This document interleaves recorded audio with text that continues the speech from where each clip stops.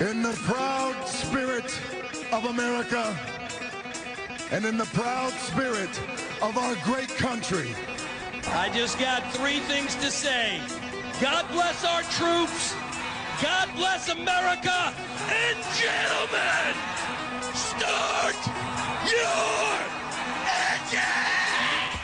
Eric Spicely, what's going on? What's up, buddy? Nice to meet you, man. Nice to meet you too, man. I'm glad. Who's it, Graf that hooked us up? Graf is the one that hooked us up, and I just met Graf the other day. Graf will become your best friend real quick. It already happened Yeah. within like an hour. But he's from the same area that I'm from, like the New England, New York, New Jersey area. So it's like, I don't know, there's a certain camaraderie with East Coasters. Yeah, there is. We're all miserable fucks, so it's like... Yeah, but you guys are always fun. Like, I'm not depressed. I'm Yeah. just, it's like it's hard to say. I always say like not in a bad way, but it's like, You think it's the weather up there or something? yeah, it's the shared suffering. You know, no, I swear to God, dude. I've lived all over the world, places that have a shared suffering. It's like there's a deeper sense of community. It's Right. I don't know. It's like we all go through winter. Like I used to live in Montreal. It's -40 in the winter. Yeah. And it's like we all live here and we all go through this. So Yeah. I don't know. And then when summertime we really appreciate it and we appreciate each other, and I don't know, it's a different vibe. I feel you. It's I like, feel yeah, you. this sucks, but you know. Especially when you probably all yell at each other over there, but as soon as you find each other in another state, you're probably like, yo. Yeah, over there it's like, yo, get the fuck out of the way. You know what I mean? I feel like a psychopath here. Do you even get angry when people yell at you over there? No, it's just like aggressive is just like how you are. I'm pissed off. Leave me alone. Not really pissed off, but it's just like I don't know, because I feel like if you show weakness over there, I don't know, you'll not get picked on, but it's like people will see a chink in your armor. You know, like I remember my friend, her brother was very rich, and their son would go on the metro every day to school, and he would get his iPhone stolen. But I'm like, yo, he carries himself like kind of like a pussy, you know? Yeah. So of course they're gonna look at him and be like, that's the easiest target. I just got a new iPhone. Thanks. Yeah, and you're like, ugh. And he was getting robbed every 2 weeks. And Yeah. We're like, dude, stop giving him an iPhone, or you know, whatever, figure it out. Did you see that there was a what was the name of the company? She's an executive at I can't remember what it was. JP Morgan, that's JP Morgan, yes. She was a DEI hire executive. DEI hire executive stole a Nick's orange trash can. It was like a custom trash can that they put out on the But street. she dumped out all the trash, which is the craziest part. I get if you want to take the trash can. Yeah. Broad daylight is insane, dude. It's wild. The way she just walked and everybody's looking at her like, the fuck you doing here? This might be New York, but fuck you. Like, yeah, that's what I mean. It's like we're like here it is. aggressive. Here it is. And we're shitty, but it's like, yo, you know what I mean? If you dropped your wallet, but yeah, you dropped your fucking wallet, you idiot. You know what I mean? What a fat slob, too. This is crazy. This is literally nuts. To dump trash on the ground is like really crazy.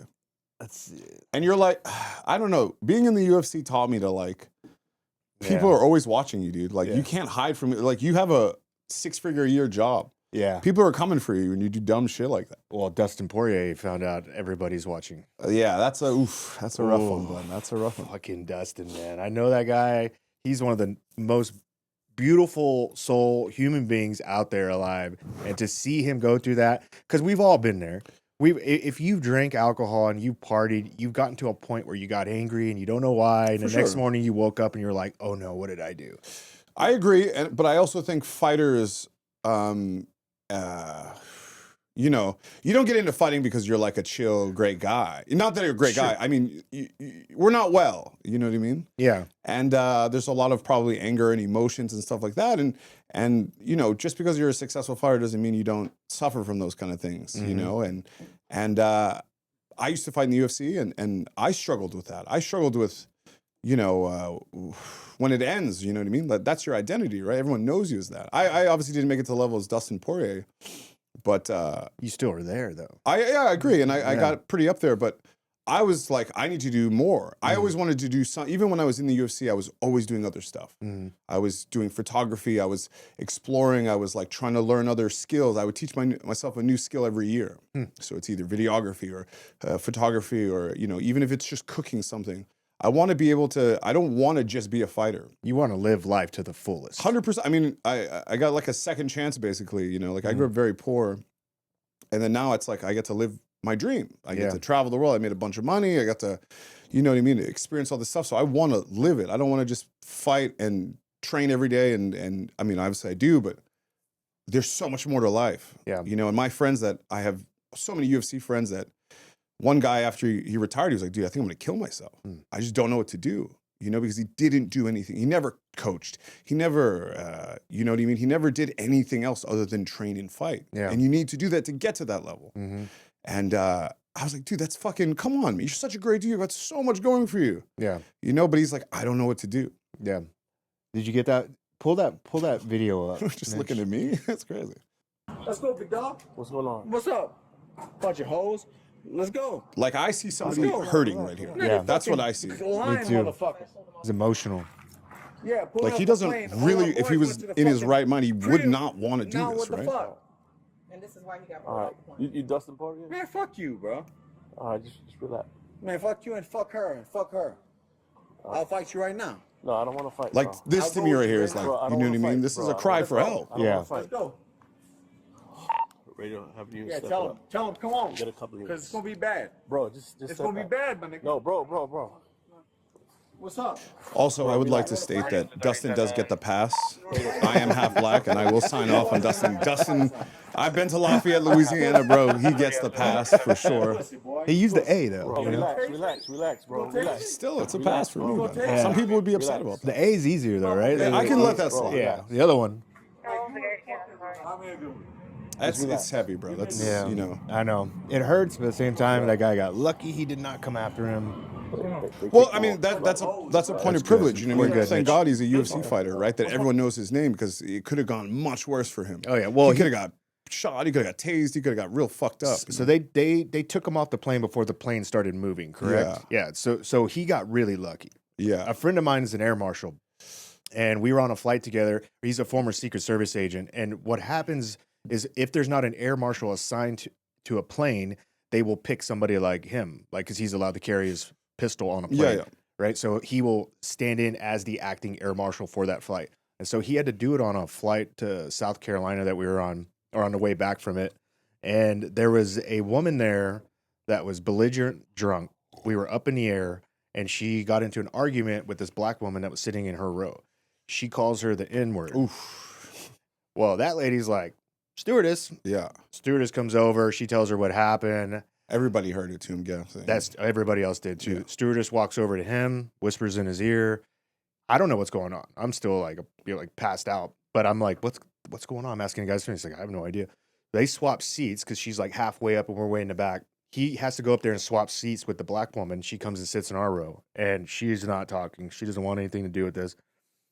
Afterwards, the cops come on. They make everybody sit in their seat. All the cops swarm the plane as soon as we land, and they come and they take her out, and they arrest her. Afterwards, I finally got to him. He had to give him a report and everything.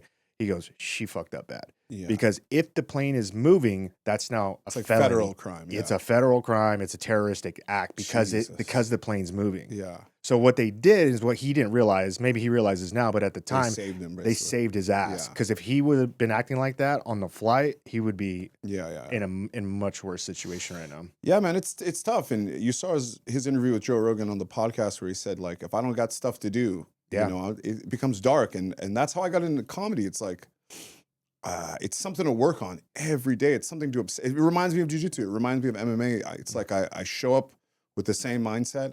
I like want to learn. I want to get better every day. I want to, okay, I said this word this way. You know what I mean? And it's like I would keep working. And we're hyper obsessed people. Yeah. You know, everything I do to the extreme. I used to be a skateboarder when I was younger.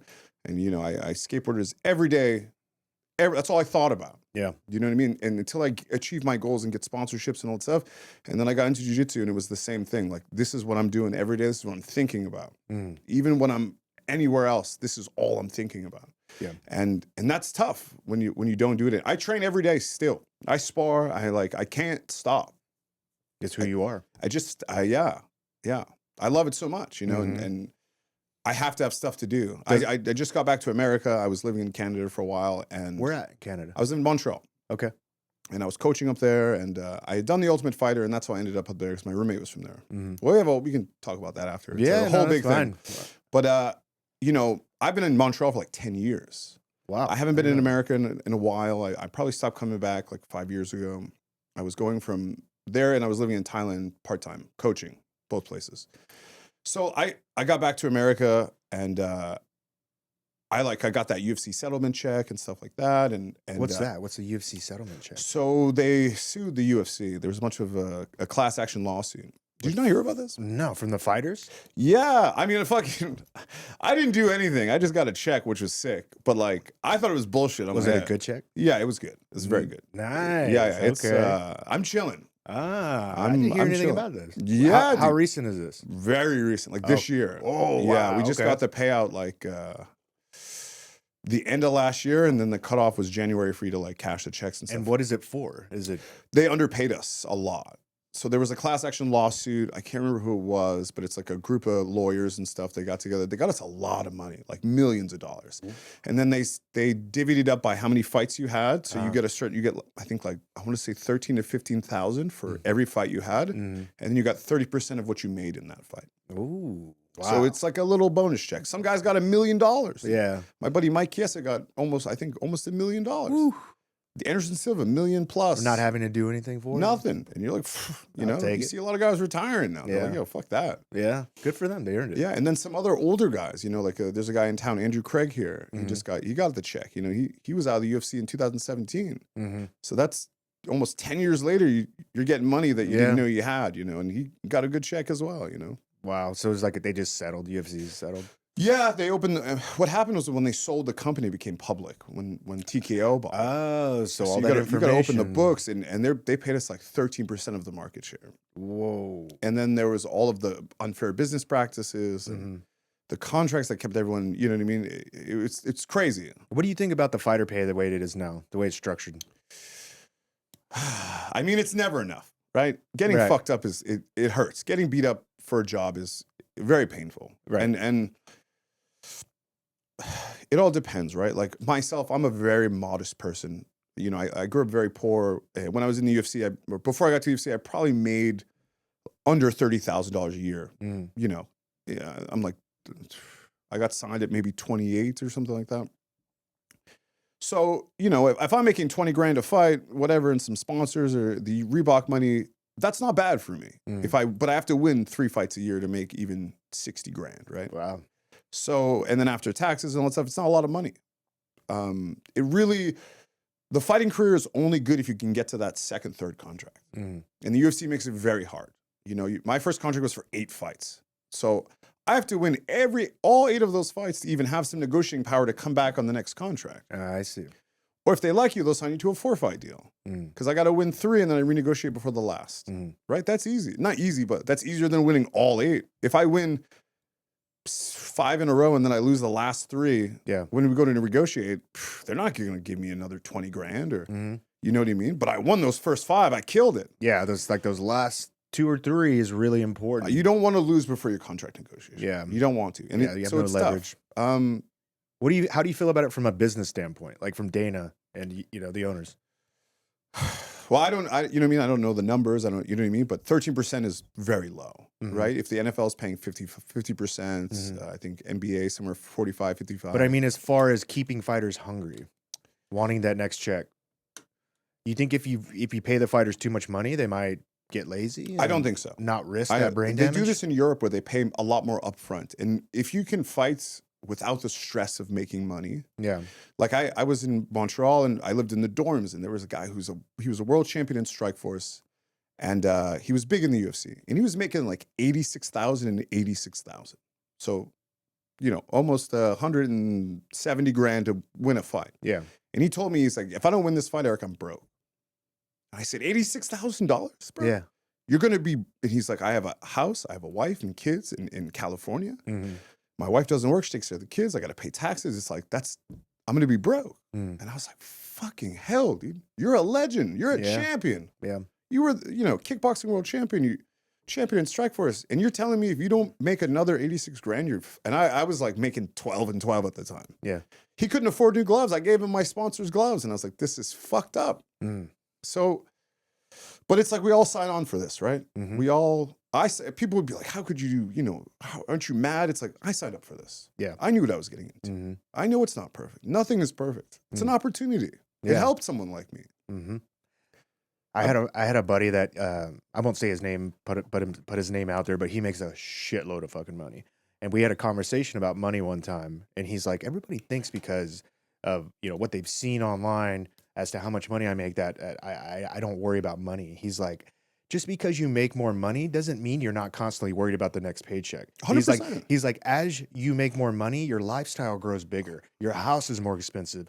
Your kids, your family, like everything gets more and more expensive. And then you have a business. Now you have employees. You have mouths to feed that you're worried about constantly. Like, can I keep these guys employed? He's like, the stress is always there. I mean, that song, More Money, More Problems, is like, it's true. Fucking beyond true. Yeah. I have a joke that I've been writing about how, like, I grew up poor, and then, through the UFC, I got to make money, travel the world, and become a little conservative. Yeah. Because when you start paying taxes, you're like, fuck, this is crazy. Yeah. You know what I mean? I when I was in the UFC, that's when Obamacare was around. And I had, I qualified for free healthcare before. Then I got that first UFC bonus check, and they were like, oof, you got to pay $600 a month. And I was like, that's fucking nuts. Yeah. So I finally make a little bit of money. I finally stop scraping by, and you're like, fuck no. Well, the deck is stacked against it's us. crazy. That's for sure. It's always fucking like insane. Yeah. The money I'm making now, back in the day, I would have been like, oh, I'm done. I made it. Yeah. And now I'm like, well, I got to figure out how to make more money. Yeah. It's just, it's never enough. It's crazy. What did you think of the White House card? I thought it was a crazy spectacle. Yeah. I mean, I'm good friends with Ayman Zahabi, one of my, I used to train at Tristar for, again, like 10 years or so. Yeah. What did you think of that stop? I don't know. I didn't like it. I didn't like it. I didn't like it, but I also don't like seeing guys get knocked the fuck out. I mean, he was still coherent. He was, and he's had other fights where, that fight against Aldo, he got head kicked on the ground, like soccer kicked, and, came back. So it's like, you got to give him a chance, I think. In that environment, you got to let this play out a little bit. And then just with the whole salute before this thing was even over, I'm like, what is going on right now? Yeah, when people call their own fights, I find that crazy. I find that to be like really biased. Yeah. Yeah, and I get what he's trying to do. It's a photo op, But you're also making the ref. You're handcuffing the ref to do something. Yeah, and then the ref is making a split decision. You know what I mean? In the heat of the moment. Yeah. So it's like you're putting somebody in a position like that. Yeah. You're basically saying like he's done, and then the ref's agreeing with you, which should not be the case, right? Well, I think they stopped a few of those a little bit too early. What did you think of the headshots to the back of the head for Alex Pereira? That's become a big issue right now. He's talking about he might even retire off of this. Yeah. He doesn't know if he wants to come back, if this is how it's going to be. Yeah. It was brutal. I mean, do you think it's a little bit of an overreaction on his part just because it's so fresh? I think it's maybe a reaction because he wants it to be taken seriously. You know what I mean? And everything that's fresh is going to be, you're going to get the worst reaction, right? You're going to be like, I quit, I retire. Yeah. Because he wants this investigated, right? And if I threaten, this is the biggest cash cow you have in the UFC, So if I'm like, I'm done, maybe Dana's going to be like, let's fucking push this and let's see if we can get this figured out. And, maybe the commission, when there's money involved, things will happen, right? Right. Well, I think part of the thing is, so the majority of the public, they only watch the pay-per-view fights, but there's fight cards happening every single weekend, basically throughout the year. Yeah. Over these UFC fight cards. It's insane. I don't even know who half these people are. I know. You'll see a guy and they're like, he has 8 UFC fights. And you're like, when? Exactly. Yeah. But it's like a well-oiled machine. That's why it's like, when something happens like this and there's a controversial ending to a fight, it's like, the fighters get so upset, but the machine's already rolling on to them. Sure. They're already packing up their shit and moving to the next location. For a fighter, you have to be like, what the fuck, man? Has there been 2 events since the UFC thing or just 1? I'm not sure. I don't watch all the fight cards. Yeah, I don't really. Unless my friends are fighting, I don't watch that much. Yeah. What was it like living in Canada for 10 years? My fiance is from Edmonton. Oh yeah, sick. I love. So I go up there all the time now. I love Canada. Montreal is a amazing city. I bought a house there. I've been coaching all like the next generation of kids up there. Were you there on like a work visa or something? Yeah. Okay. Yeah. And it was great. I loved it there, man. Kind people. It felt like New York City, but like better. I don't know. It just, I don't know. It feels really good there. And it's very European. It's very, sort of a kid that, before the UFC, I'd never left the country. My first time out of the country was really fighting Thiago Santos in Brazil. Which, congratulations, that was a badass fight. Yeah, it was a good time. How much of an underdog were you on that fight? Can you 12 to 1, I think. 12 or 11 to 1. 12 or 11 to 1. Yeah, it was the biggest upset in like second biggest upset in the last 10 years. It was like, I think Bisping versus Rockhold was a bigger upset. And then it was me after that. Wow. Yeah. That's legendary, dude. So that's how I ended up in Montreal, is because my coach told me, I don't want to coach you for this fight. So the UFC called me. They just sold the UFC to TKO. And they called me and they said, we've got good news, we've got bad news. And I'm like, all right. And I just lost my first fight after the Ultimate Fighter, you know. And they said, you want the bad news first? And I was like, I guess so. And they're like, all right, bad news is we're going to cut you. We usually cut the guys after they lose the first fight after the Ultimate Fighter. It's like standard practice. Shit. And I go, okay, yeah. Joe Silva called me. Wow. And I'm like, well, what's the good news? Because this sounds fucking pretty bad, you know? And he's like, well, you know, we just sold the UFC. It was like they did 3 events in like one day, right? Or something like that, or 1 week. They did 3 events for International Fight Week. And they were like, we were so busy, we forgot to terminate your paperwork. So you're still on the roster. Wow. So you can take this fight against the number 15 ranked guy in his home country, or you could be cut. So I didn't even call my coach or my manager or anybody. I just said, okay, I guess we're going to Brazil. I'm in. I go see my coach, you know, later that night. We're actually at a fighting event. And we're in the back room, and I'm like, hey, bud, they told me good news and bad news. And I tell him, and he doesn't look happy. And I'm like, what's up? And he's like, I think you should get cut. What? And I'm like, excuse me? He's like, I think you should get cut. I think you should try to go to Bellator and fight easier competition. He's like, I don't want to go to Brazil and watch you get knocked out on national TV. I don't want to be a part of this. And this is like a coach and a student is like a father-son relationship. Yeah, it's your mentor. We were training every day. I'm at his house every weekend. We've worked so hard to get here, and now you want to pack it up and go home? Yeah. So I just done the Ultimate Fighter. My roommate was from Tristar. I called him that night, like, bro, I think I can come train. They let me come train for free. I won the fight, get a bonus, you know, become number 60 in the world. And then my coach is like, oh, yeah, I believed in you. I knew you'd win. Oh, you know, wow. Maybe if you want to come back and train, I can never train with you again. You didn't believe in me. Nobody believed in me. That's crazy. And I was depressed about this fight. I was walking around, moping around. I mean, I guess, devil's advocate, you know, I'm sure these coaches develop a relationship for their, you know, they develop feelings and emotions around fighters. And if they don't think you're ready for it, they don't want to see you go get hurt. This wasn't that he didn't think I was ready for it. He came from a boxing background. And in boxing, it's like, you know who's going to win. Right? If someone's a better boxer, there's very rarely like upsets in boxing. Usually if this guy's a better boxer, he's a better boxer.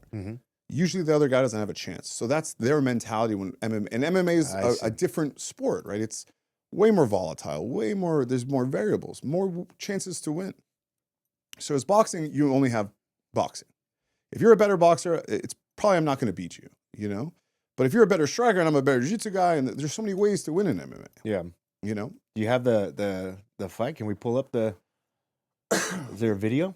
Oh no, I haven't seen this I think it's just like the round 1. Was it round 1? Round 1. It was the easiest fight I've ever had.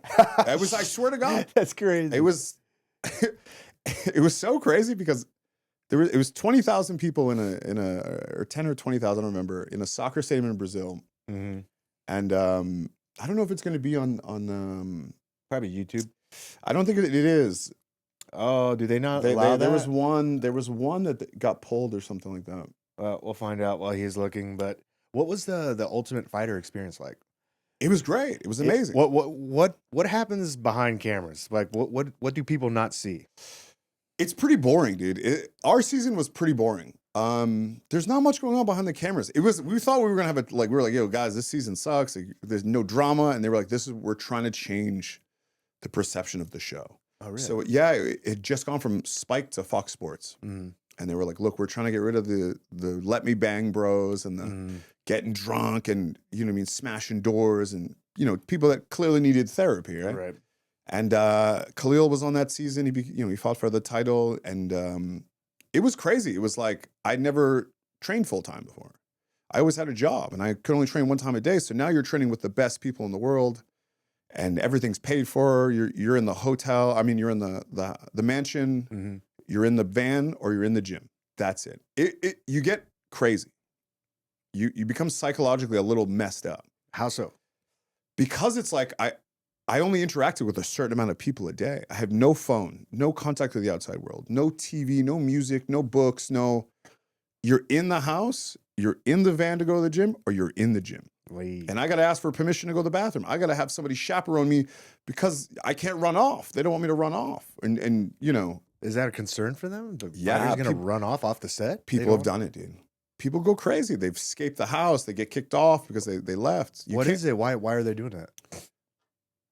So when I was first there, I loved it. I'm like, this is amazing. 6 weeks of that, I'm like, I want to go the fuck home. 6 weeks of like literally. It's like boot camp. It is literally boot camp. Yeah. It was crazy. And then you start to just like, I'm sick of these fucking people. 15 strangers I don't know. I gotta, you know what I mean? I can't leave the house. How many roommates did you have in your room? I had 2 others in my room. So I had the dude on the top and then one other guy. And the dude on the top, super messy guy. Sorry. He would have water bottles and he would finish his water bottles and he was on the top bunk and he would put them in the crack of the bed between the wall. Oh, so it was making noise. So every time he'd roll over at night, I was like, I'm gonna fucking kill this guy. What are you doing, man? And then he would sleep talk in Russian. He was from New Jersey. He's an American guy. He would sleep talk in Russian. He'd just wake up, blah, blah, blah. I'm like, dude, you're killing me, dude. I'm trying to sleep. And but again, it was an amazing time, right? I never got to train full time. I never knew what it was like to be a fighter. And that gave me the opportunity and it also gave me the chance to build a media profile into, you know, they told us this is how we jumpstart people's careers. This is a vessel to get 16 people over. Yeah. You know, and you do this what you want. So when I was there, I was, you know, every night you have to do a confessional. You have to do an interview. And nobody wanted to do it. I raised my hand. I want to go first. Because I know how important this is. Yeah. I knew I wasn't going to be the best fighter in the world. I'm not going to probably win the belt. So I got to be personable. I got to be out there. I got to, you know, vulnerable. I got to just talk. I got to, you know. So I was real worried after that. I was like, because I lost to Sanchez, my best friend on the show, the upstairs fucking roommate of my my bunk bed, who was driving me nuts. So that was fucked up. We get to the finals, basically, semifinals, and it's red versus blue. And the Dana comes and goes, there's no friends in this fucking sport. It's team versus team. What is it? I don't get it. So instead of us red at the end, instead of me fighting a guy from the red team and Sanchez fighting a guy from the red team, I had to fight Sanchez and the red team had to fight each other. Whoa. And I had been training with Sanchez for the whole time. And he was fucking me up every day. Oh, no. So it's like, how do I fight a guy who's been fucking, I mean, not even close. And fucking up your sleep every night. And my sleep, dude. I forgot about that. But I was pissed, you know. I cried, dude. I was like, I don't want to be here anymore. And I got to find my best friend. Because our season was half guys, half girls. Okay. Which is the second time they've only done that. And so there's only 4 people on your team. 2 of the guys got really hurt, so they couldn't train. So Sanchez looked at each other. I remember this. Yeah. And we looked at each other and we said, we're going to need to really rely on each other for this. Who won the female one on that? Tatiana Suarez won that one. Oh, okay. I have a problem. Would I be able to go to the bathroom? No, you're good. Okay, man. I just don't want to fuck up the. No, you're good. Flow. We'll be right back. Today's episode is proudly sponsored by Grizzly Coolers, the only cooler I trust when I'm out there. Roto-molded, bear-proof, and holds ice for 10 days straight. And unlike the overseas knockoffs, every Grizzly is proudly made in America with American steel and American grit. Hit grizzlycoolers.com and use my code Sean, that's SHAWN, for 15% off. Grizzly Coolers, built here, built tough. This is it right here. And we're back. We're back. Yeah, this was crazy. I was fucking terrified. Thiago Santos in this half guard I was position, so he scared. Can't really just kick his leg out and walk away. It's like a half guard lockdown, which he can set up. Like here, I was like, he felt so strong, and I was like, Jesus Christ, like, what am I gonna do? He looks strong. Yeah. Santos doing a good job pushing the head away. But you had space, solid control over that leg. Underneath his hips. That's what Spicely wants. He has to get underneath the arms, underneath the head of Santos. Look at that. Underneath the hips. Yeah, and shout once out he Eddie realizes Bravo. he's I not love a gonna lot get of these 10th Planet transitions, Jiu-Jitsu, rubber guard. Rubber guard, baby. Transition it to a go-go plata. which brings it across the Ooh. throat. And that I forgot shifts that I'd elbowed him shows at the end of Santos it. When I was in my hotel room after, I was like, why does my fucking elbow hurt? Dude, this is crazy. I was gonna ask you, how much does that shit hurt after the fact? Oh, Like, it's so much. You don't really feel it when you're fighting, but afterwards, you're like, God. And it's spaces like places you don't think because you don't remember. So I had him in the omoplata, and then when he got out, I was like, oh, this isn't good. I was like pretty scared. you look huge right here. Oh, thanks, buddy. So after that, he kicked me, and then I kind of like laughed at him, and I knew he would like it would make him freak out because he was like kind of a bully. It's So I- crazy that this was a 11 or 12 to 1 odds, though. I mean, this was my second fight in the UFC. yeah. No one thought I was going to win this guy. By submission, it was like the odds were crazy. My friend bet like $5 grand on me. He made so much money. No shit. Yeah. And he tried to bet 10, and they wouldn't let him bet it. Wow. To finish my first round submission was like 18 to 1 or something like that. Did he bet on that? Did he bet on first round submission? No, I think he just bet to win. Okay, I don't know. But someone told me the odds after. So here I'm just kind of like, man, I don't know. It's like I know what to do, but I'm just like, I don't want to make a mistake because I have him down finally. Right, And it's yeah. like, I don't want this guy to hit me. Were you having like imposter syndrome at any point during 100%. this? I'm just like, what do I? Why am I on top right now? And I just, I don't know. It's just some days you're just fucking on. Yeah.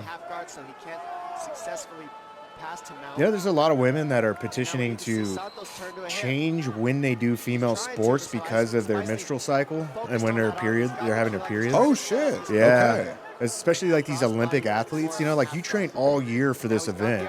Yeah.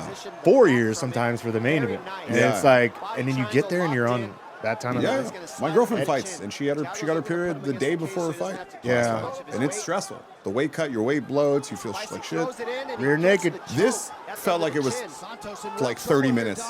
Like I had it, I'm choking, I'm like tap, tap, tap, please. And then this is the best part. I get up and I scream, and nobody's cheering for me. And then I'm like, all right, yeah, okay. All right. You don't fucking care though. You just won. But I was just like, like this is gonna be this epic moment, you know? What was the fight bonus for that? 50,000. Sorry, Yeah, you're good. 50,000. 50K. Yeah, What is it now? 100,000. They raised it to Yeah, 100. Wow, how generous. It reminds me of you remember that commercial with the old guy? He's like in a fishing outfit and he's got a fishing pole and he's got $1 on the end of it. I think so. Yeah. He's like, I got you $1. Yeah. Ooh, you got to be quicker than that. Yeah, I mean, people are begging for bonuses.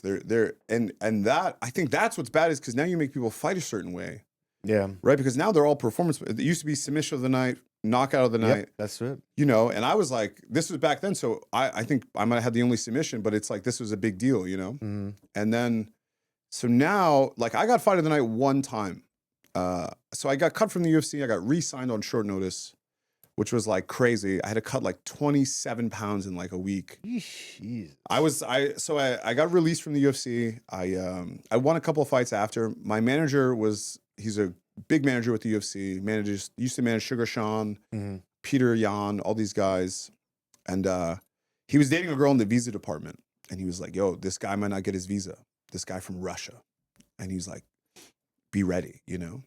And I'm like, all right, I start dieting. I'm training for like maybe 3 weeks. And then he goes, the guy got his visa. We'll try to find you something regionally in July or something, you know? Mm. And I'm bummed. I'm just start eating. I'm fucking sad, you know? And I had probably like 4 days of bad eating, like fucking beer, French fries, you know? And then I go, all right, this is my last night of eating bad. I go get my favorite, like the loaded French fries. I get a beer. I go to the movies at like midnight by myself, and I'm just watching this movie, shoveling popcorn in my mouth. Just fucking sad, you know?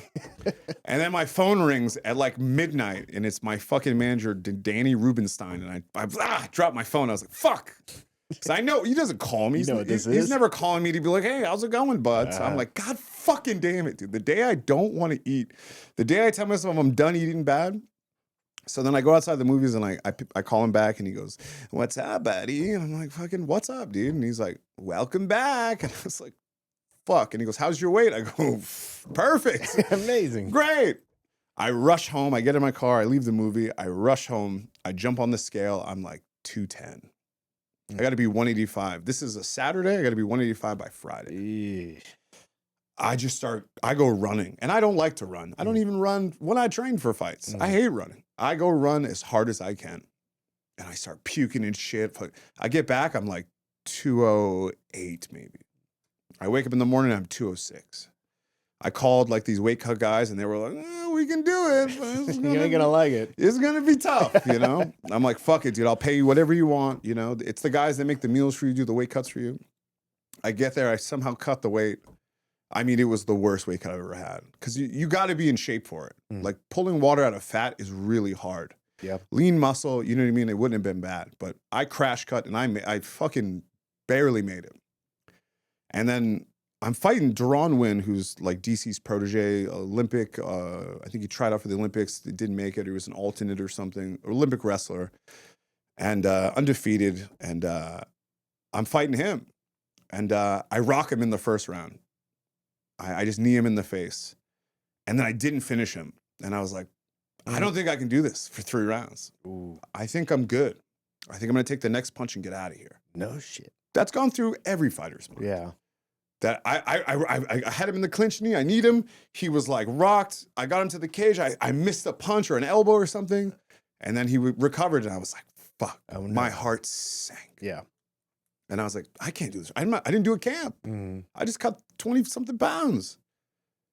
And then I was literally like back. And then I was like, I'm not going out like that, dude. I'm either getting knocked out or I'm getting fight of the night. And I've been a grappler my whole life. So I've been working on my striking and I never got to show it. And we didn't take each other down, and we banged it out for 3 rounds. And I got a bonus, but it fucked my life up, dude. My head was destroyed after that. Really? I got hit in the head 180 times. I hit him in the head 110 times. Yeah, dang. Just the head. I'm not. Other shots were landed on the body, but just the brain. I didn't get dropped. He didn't get dropped. You know. Yeah. And it changed his career, I'm sure. You know, he's not really. I think he's doing bare knuckle now, but he wasn't that much more successful in the UFC after. It's rough, man. Getting hit in the head is real bad for you. Yeah. How have you dealt with ECT, like after the fact? Have you been hit in the head? Because I think it's CTE, but Or CTE. My Yeah, bad. my bad. Yeah. I didn't mean to. I used to be a crack jokes. breacher in the military, so I was exposed to a lot of concussive blasts. Yeah, I'm sure. So my head's been rocked a lot. Yeah. And I played contact sports like football my whole life growing Yeah. up. So yeah, I feel you. I got a lot of that too. It's There's gaps in my memory and like memory memory's- recollection, retention is like awful. yeah, all of that. Yeah. You know, and it's like I just met your friend, and then 10 minutes later, I'm like, what's your name again, bud? Yep, I'm the same way. If I don't see somebody on a daily basis, or like, you know what I mean? It's very. Yeah. I remember I remember certain people, but like little things just don't stick in my mind. Yeah, I feel you, brother. After that fight, I was real depressed. I like I said, so I got back in the UFC, right? This was my goal. I'm back in the UFC. I got a bonus, got fight of the night. I'm famous again. Dana White put a video out being like, what a way to open the card. Like, if you guys missed this fight, you fucked up. Like, Eric Spicy Duran, what a sick fight. You know what I mean? And I'm back. I got fucking 80 grand now, when I was, and I'm like, I'm fucking so unhappy. I couldn't go outside for the first month. I couldn't go out at all. The light hurt my eyes so bad. Jeez. And then, you try to recover, and then of course you're gonna train again, right? I don't know what else to do. Just like Dustin, what am I gonna do? So then I go try to train. Then as soon as you get hit, you're fucking back in space. So now you're out for another 3 months. Does it happen more regularly after the first time? It's more, I'd say, when it's happened and then you don't let it heal.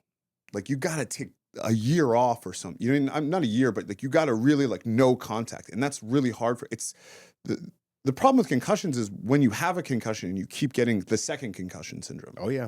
So like, say you get like boxing, guys get dropped, you know what I mean? They get up, they recover, they get dropped again. You know what I mean? They're going out for like a split second. So their brain is swollen, and then they're getting more impact. Yeah. So that first month I couldn't go outside, and then I couldn't train, and then I didn't know what to do. So I was drinking a lot. And then I just booked a one-way ticket to Europe, and I was like, all right, I'm going to do all the stuff I never thought I would do. And I'm just until I feel better. Because if I stay here, I'm going to train. I don't know what else to do. If I stay in Montreal, I have no friends. I have, whatever. I have friends, but it's like, I only want to train and do what I want. Yeah. And I can't. But I have all this money that's supposed to make me happy, So I walked around Europe for like 6 months, and just till I felt better. Went to different places, talked to strangers. Nice. Stayed in hostels, just took a train or took a one-way ticket everywhere until I felt like coming back to America. That's badass. Well, when I was in a team, so I was a breacher. That was my specialty job. That's like when you blow up a door or something? Yeah. Okay. So in the SEAL teams, you have like specialty jobs. You have like a sniper, a medic, breacher, right? So the breacher is like if we encounter a locked door while we're trying to clear this house, say Yeah. it's a hostage rescue situation or whatever. Well, we don't just turn around and leave. We fucking get through that door by any means possible. And so they teach you how to use manual tools like a hoolie or a sledgehammer. They teach you mechanical tools like a chainsaw, a quickie saw. Yeah. We could go like if it's a steel door, we can use a torch. We'll torch through the fucking thing. And if all else fails, we go explosive with slap charges. Yeah. And sometimes you string those together. And some days you're using.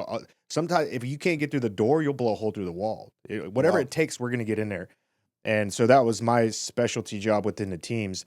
And we were exposed to explosive blasts a lot. Yeah. So like I came in 09 and then I left in 17. Jesus. And so they weren't studying any of this stuff back then, or maybe they were talking about it, but they weren't doing any like actual, they weren't bringing in specialists to like study us during training. Yeah. But by the time I left my last year, I was watching, there was this breacher facade training that was going on. They were clearing. And they had this dummy head that was like made up some gel, but it looked like a human head, and it had all these like wires running through it, and they had it placed like within the same distance that we are, you know, because like our minimum safe distance to clacking off a door was. But they had this head set up, and I walked over to the guy, and I was like, "What the fuck is that?" And he's like, "Oh well, we're starting to realize what this is doing to you guys' brains. They track the impact." Yeah, and I all the said, sensors I and go, stuff. "What have you guys found out about this?" And he goes, It's not good. He goes, well, we basically what we've learned is that if you're exposed to one of these concussive blasts in a 24-hour period, you can heal up from it. But if you've been exposed to 2 or more, it's permanent. So like the neurons that you've now destroyed will never, yeah. And so I was like, fucked. well, that would have been good to know fucking 8 years ago. We were blowing dozens of these, and probably not a even day. carrying and coming back. Yeah. Yeah. Well, because you would do like, breacher training. We would say there's like 20 of us. Yeah. Each one of us is going to go. And then on the next one, you're not the number 1 guy. You're the number 2 guy in the stack. And then the number 3 guy. And then the number 4 guy. So everybody's iteration that they had to do, you're exposed to the blast. And these concussive blasts, they bounce off of walls. So even if you're wrapped around a corner, it's the shock. It'll bounce. And then sometimes you'll get the reverberation. You'll get like waves bouncing off multiple surfaces hitting you at multiple times. Shit. And so you might not feel it, and sometimes you'd be like, whoa, that was a big one. You're like a little bit like you're tingly from it or whatever. But even if you don't feel them, your brain's rocking inside your head. And so like a lot of my best boys that were breachers, dude, they dealt with a lot of shit. Yeah. Like a lot of and it's typically, it manifests itself in like emotional situations, For sure. right? Like drinking, like what we saw with Dustin. For me, it would give me borderline personality disorder symptoms. Yep. I would think things that like, and I had friends with BPD that before I was like fighting, and I was like, this is crazy, like they would freak out on you and be like, you fucking hate me and you don't want me around. I'm like, I'm your friend. Mm-hmm. You know what I mean? Or like I'd be coaching jiu-jitsu and this girl I used to know that I coach, and she started growling at the girl. We're doing a private lesson. I'm like, is everything okay? And it's like, yeah. And then keep going, and then she starts crying and screaming. I'm like, what the fuck is going on? She's like, everybody's laughing at me. I'm like, there's 3 people in this room and nobody's laughing. Man, we're all uncomfortable, if anything. And it was like, I was like, I don't understand that. And then once I started getting hit in the head and like I experienced those symptoms, like that's fucking scary. Mm-hmm. It's like, I would get stuck on something and it's like, or a thought or, a feeling, and I couldn't let it go. Mm. And it was like, I feel my body like almost getting hot and tingly, and like, it's your nervous system is just on edge the whole time. Yeah. And so if I get hit real hard now, I can feel it. I know the next week is going to be tough. Mm-hmm. I'm going to be probably not making a lot of sense or being irrational, fast triggered when someoe's talking to me. Yeah. And that sucks, Yeah, you got to be on point. I've actually like really slowed down on the drinking just because I quit drinking completely. It increases my brain fog. Like I'll have like a couple of glasses of wine now. Yeah. But I'm like, this cabinet, that's for the guests. Like I can't fuck with that shit. And I got so many things going on in my life. I have to be on point all the time. Yeah. And this shit fucks you up for days afterwards. And like I said, I like sparring still. I still train and spar. So it's like sparring and drinking. It's like, and I do comedy. So I don't want to be fucking up on stage. I've done comedy concussed, and that's not fun. What's scarier for you? getting knocked out in front of a sold out pay-per-view card or bombing in front of 5,000 people? None of it. They're both fine to me. They're both fine. They're both fine. Which one would you rather not? I'd rather not get knocked out. The fuck? This Russian dude, I've only been knocked out one time in my career, and that fucking, I remembered everything. The doctor was like, do you know where you are? I'm like, I'm in fucking Dubai, dude. And he's like, what happened? I'm like, fake takedown, overhand right, fucking big no bueno, dude. Yeah. And then I'm cracking jokes, and the guy's like, all right, you're all right. But it's like, I don't know, failure's a part of it, dude. You can't be afraid to fail. Do you get the same adrenaline like walking out to the stage as you 100%. for a fight? I feel the same. Yeah? I get real nervous. I get fucking the same butterflies. I puke. I used to puke before every fight. Really? 100%. I remember after the UFC, I started fighting in Europe and Prague and in Czech Republic. And there's all these like beginners and newer guys, you know, and they see me and they're like, oh, UFC guy. And I fucking start puking in the bucket. And this kid comes to me and goes, are you scared? I go, yeah, I'm fucking scared, dude. He goes, but you're in the UFC. And I'm like, yeah, and I got to fight a Polish guy in fucking Czech Republic right now, dude. I'm fucking not doing great, dude. I don't feel good at all. This sucks. Fighting sucks. I love it, but it sucks. Yeah. Is there fighters out there that really hate actually fighting? I know so many of them. I know GSP, he's talked on that. He before. hates it. He hated it. He hates it. But the only reason he would do it, he's like, I felt obligated for my coaches and my camp. Like I owed it to my gym to get out there and perform. But For he's me, like, I hated fighting. a lot of people hate fighting. Most, like my friend would black out every fight. He would go to the hospital for exhaustion, even though he's in the best shape of his life. Probably one of the hardest workers I'd ever met in my entire life.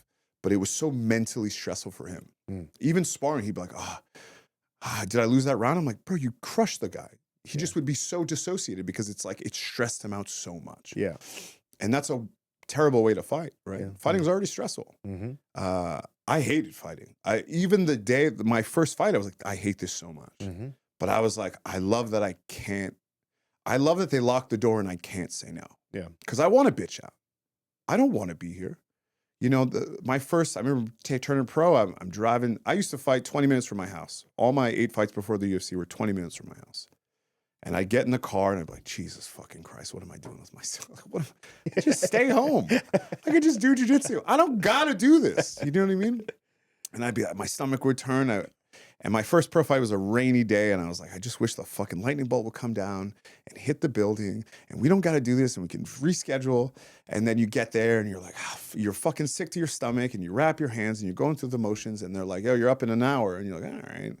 And then you're up in like 10 minutes. And you're like, fucking. And then you're in the hallway. And then you're like, all right. And you walk out. And then, you know, you got to put on for the crowd, right? I can't look like a bitch right now. I can't show that I'm scared. And there's thousands of people out here, cameras in my face, lights, and I gotta look tough, even though I'm scared inside, you know? And then I get in there, and then the guy comes in, and they lock the gate, and they go, you ready? And you ready? And I'm like, no, not really, dude. I'd rather be doing anything else. Can I ref this fight? I'd love your job, actually. You get paid, you don't fucking have to get hit. And then you go, and then it's like, every part of you is telling you not to do that. Every part of your body, I'm sure in the SEALs, right? You got to run towards the danger. Oh, I was just thinking about something. But go ahead, finish. But every part of your body is like, I don't want to fucking be here. And then you fucking do it and you finish. And whether you win or lose, you're like, I fucking did that. And no one forced me to do it. I signed up for it. I fucking went through the training. And, you know, this guy, Teddy Ellis, has a thing that's called the Chamber of Truth. Like, you learn about yourself in there, right? If you're fucking up, if you're doing shit outside, if you're drinking, you're partying, it's going to show in there. Yeah. And you can't hide in there. And that's why I like it. Because I, as a kid that, you know, grew up poor and has all this whatever trauma, it's like you run from shit. Yeah. And you can't run from this. This dude over here wants to fucking kill you too. And he's scared, but he's got to do it for no other reason other than we want to get paid and not have to go to work. You know, and it's crazy. 'Cause I'm not angry. I'm not mad. I don't hate anybody. To this day, I rarely get mad. And I got to hurt this guy. Yeah, true. Some of the, like you said, they were your friends too, right? Yeah, I had to fight my friend. Guy I knew. And then when you're in the UFC, you start to know people and maybe you train together once in a while. You know, we had guys at Tristar, people come from all over the world and you'll get UFC guys in there. And then they'll ask you, hey, you want to fight this guy? And you're like, fuck, I just hung out with this dude for 3 weeks. Yeah. I just got lunch with him, met his wife, met his kid. And they're like, well, but I beat him up in training and I kind of feel good about it. But it's like, this sucks. Cause I'm too much of a, I don't know. I'm too much of a softie. Yeah. I told you when I had to fight Sanchez, I cried. I was in the bathroom crying, and they pulled the camera right up to the door, and because you have to be, they can't film in the bathroom, but you have a mic, and they film everything. Yeah. And I'm like, I want to go home. I don't want to fight my friend. I've just spent 8 weeks with this guy every day, and I'm glad I lost to him because it made me such a better fighter. I went and moved to New Jersey. I lived in a Russian fighter house because I thought I was the man. And it's like, I have a joke about this right now about how more dudes need to get punched in the face. And I don't even mean literally. Sometimes just checking somebody. It's like you're not the you that you think you are, And it's like you need a reality check sometimes. This dude breaking my nose on national TV and like killing my dreams was the best thing that ever happened to me. Yeah. Yep. So well, that's what you say. Would I rather, losing or bombing? It's like, that doesn't bother me. Yeah. That's a chance to get better. If I just was like, I'm the fucking man, I'm never going to get better. You got to have that, I wouldn't say like negative mindset, but you can't be jocking yourself too much. And that's like coming from a skateboarder. Well, every great story, there's a lesson. There's like this strife, this moment in this person's life where they were at the lowest of the low. Yeah. Right? They thought they were doing really good and then they got knocked down. Look at Justin Gaethje, for example, at the White House card. Yeah. Right? Remember, he got knocked out in the last second against the fight of Max Holloway. Yeah. Max pointed at the center of the ring. There's nothing more embarrassing than that. A guy calls you to the center of the ring. Not even that, bro. Somebody that fights at 45 normally, you know what I mean? Exactly. It's rough. You get embarrassed on a national stage, a huge pay-per-view fight. And then the redemption of coming back, like that put the exclamation point. What he did was amazing already at the White House. 100%. But then to do it after being embarrassed, and I don't know when that fight with Holloway was, maybe it was like 2 or 3 years ago now. I don't know. It doesn't matter. You got face planted. You got face planted on national TV, on the greatest knockout, probably arguably the greatest knockout in the history of UFC. And you get to come back and be the hero. That's against crazy. And most people don't get that. Yeah, they don't get unstoppable, undefeated, Ilia Topuria. Everybody's like counting you out. He was like a 6-1. Bro, I was underdog. At a comedy show. I watched the first round and I go, Gaethje's done. Yeah. I was like, and then I got a performance, so I was like, I'll watch it later. I'm thinking Gaethje's losing, right? I fucking watched the fight after the show at the end of the night. I'm like, holy fuck. Whoa, what the fuck? This is crazy. Yeah. And then he won. I was like, no fucking way. Like, this is amazing. The backflip in front of the opener to the podcast. I immediately called my guy. I was like, yo, we're going to redo the opener for the podcast video. I want that backflip in front of the White House. That was crazy. In the opener to this podcast. It was sick. So sick. It's legendary. Yeah. There's a still shot of it. I saw the still shot. It was crazy. Pitch black, White House, barely visible in the background, and you just see his upside down face. How did you feel about it as a serviceman? I loved it. Honestly, I didn't like the idea of it at first, but then when they paid so much credit to military and having all the Medal of Honor recipients that escorted the guys out there, and these guys like, whoa. They were more pumped than the fighters. That's what Sugar Sean was saying. He's like, dude, this guy was like, fighting to me is nothing, dude. I'm like, this is fucking whatever. Yeah. And then like I forget. I'll be hanging with all these people and people freak out. I'm like, what is your problem, dude? Yeah. Fighting is dumb. And these guys, military, these soldiers that are out there risking their life, it's a completely different job than fighting. But they're cousins. Yeah, of the same. They're cut from the same cloth. These guys are cousins, and it's the same kind of camaraderie. They're going to war. It's the same kind of feeling for each other and teammates, and you know what I mean. Yeah, you go out and you fight by yourself, but you like a team is your family, you know. And we're in this again shared suffering, right? All the guys in the gym, the guys at Tristar were a real family. Yeah, and it's like me, Joe Duffy, Ayman Zahabi, guys from all over the world, Arab, Black, White, Irish, and we can come in here and like.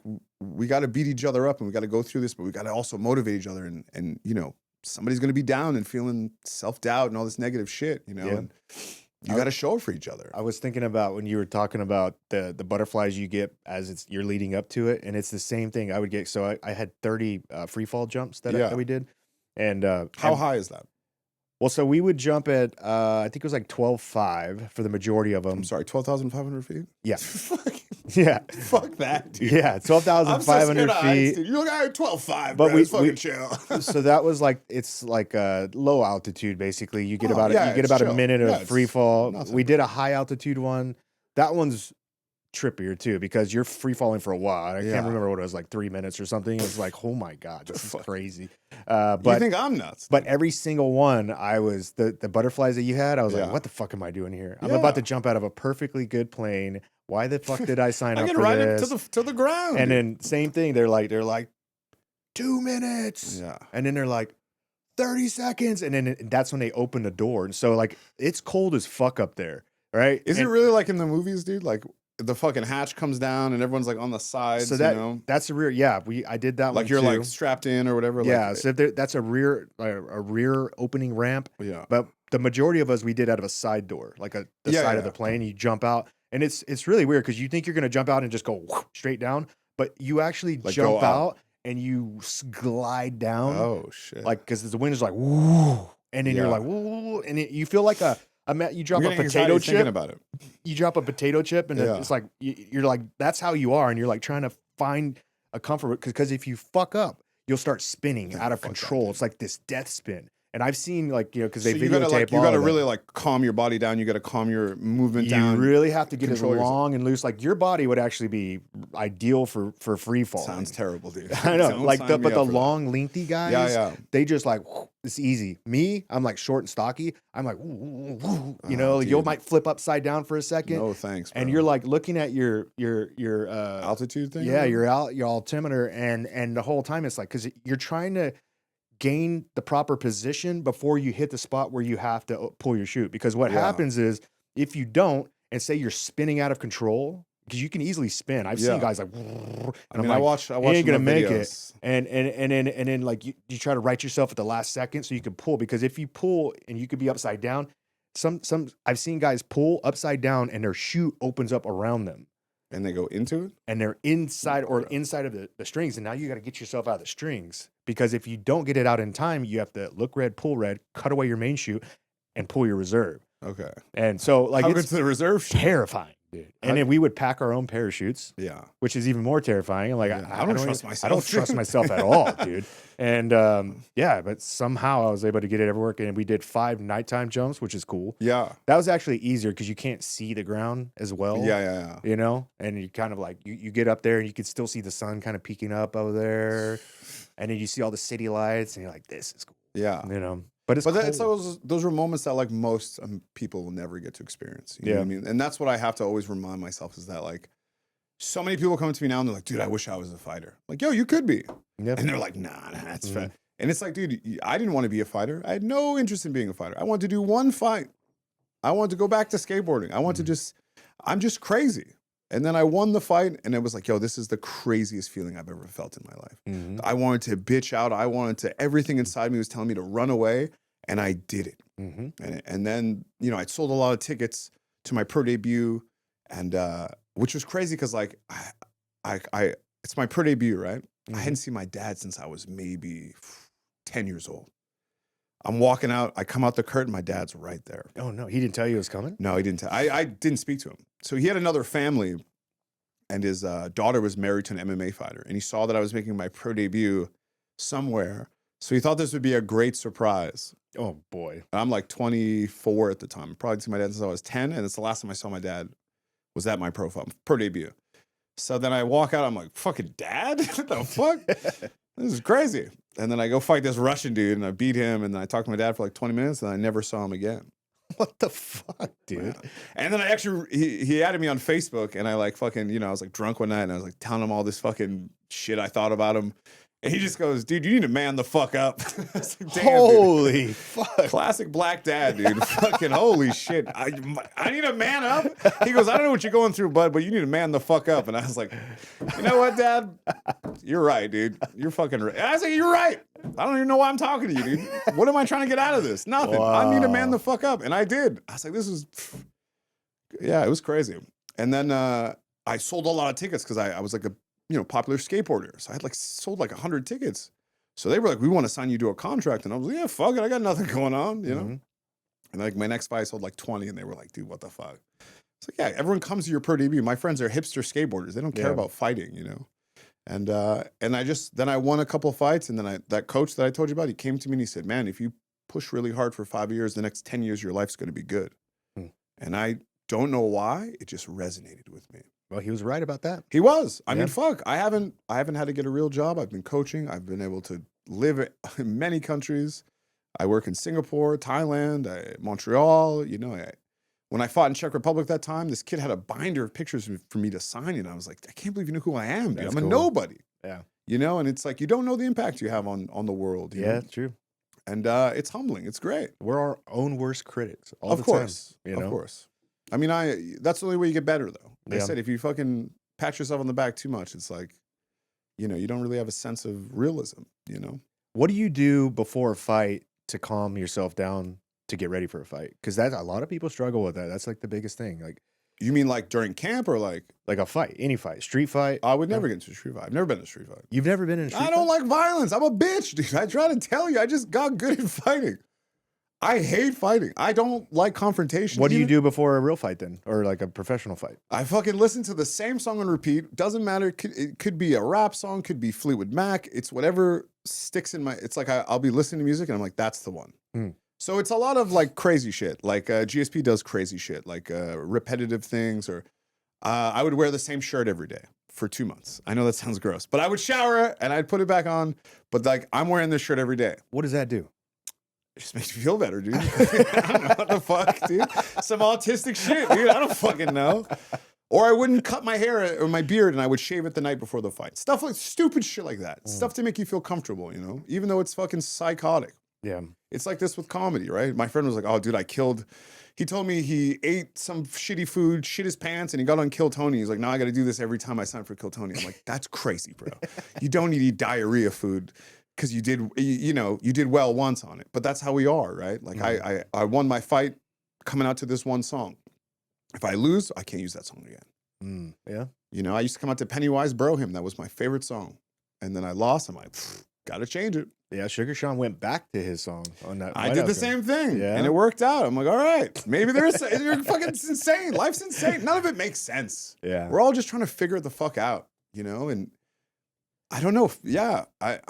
I would be very stressed before fights. But fights, you know, a camp is like 2 months, right? So the first month you're like, whatever, you know, it's in fucking 8 weeks. And then it's like, all right, 6 weeks. And then 4, you're like, oh shit, this is coming up. Then you're like 2 weeks out, you're a bit stressed. You know, when you're cutting weight and you're feeling tired and for me especially, I mean, I'm stressed the whole time, but it's mostly like the 2-week mark where I'm like, this isn't going to be good. Do you still, can you identify with who you were back then when you first started? Personality wise? I think I'm the same personality wise. I think I'm a bit more positive, less, I mean, I don't know. It depends when you ask. My girlfriend probably wouldn't tell you that. I'm not negative, but like, that's how you get better, right? Is picking it at yourself and never just being like, okay, that was perfect. Okay, I want to think of what I did wrong, you know, and I think I'm doing a better job of that. Yeah. Letting it go more, you know, because I would take losses really hard. You know what I mean? I'd won 8 fights in a row, and then everyone thinks this, like, that's why I stopped coming back to America, because I would come back and they'd be like, oh, you lost.